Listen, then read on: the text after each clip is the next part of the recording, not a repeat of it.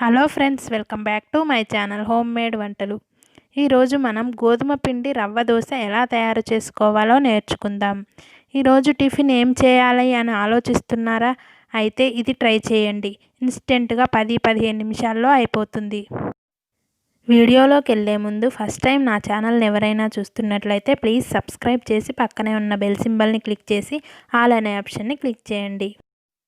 ఇప్పుడు గోధుమ పిండి రవ్వ దోశ తయారీ విధానం చూద్దాం. ముందుగా ఒక బౌల్లో 2 కప్పుల గోధుమ పిండి, 1 కప్పు బొంబాయి రవ్వ, అరకప్పు పెరుగు, 1 టీ స్పూన్ కారం, చిటికెడు పసుపు, రుచికి సరిపడా సాల్ట్ వేసి బాగా కలపాలి.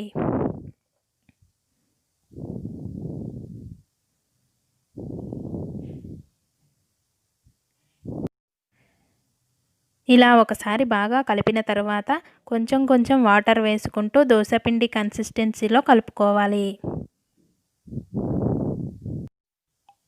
పిండిని ఇలా దోసపిండి కన్సిస్టెన్సీలో కలుపుకున్న తర్వాత ఒక 10 నిమిషాలు మూత పెట్టి పక్కనుంచాలి.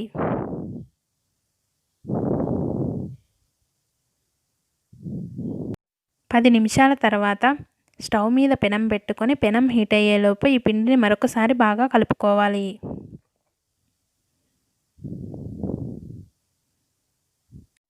పెనం హీట్ అయ్యాక కొద్దిగా పిండిని తీసుకొని ఇలా దోశలాగా వేసుకోవాలి.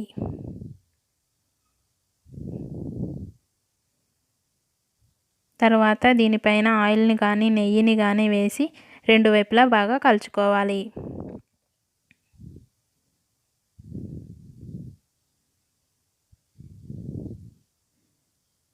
ఇలా కాల్చుకున్న తర్వాత దీన్ని ఒక ప్లేట్లోకి తీసుకోవాలి.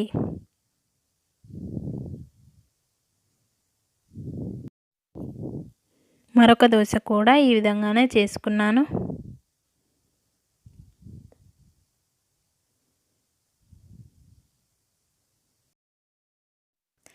అదేవిధంగా ఇందులో సన్నగా తరిగిన ఉల్లిపాయ ముక్కలు, పచ్చిమిర్చి ముక్కలు, కాస్త జీలకర్ర వేసి దోశలాగా వేసుకున్నా కూడా చాలా టేస్టీగా ఉంటాయి.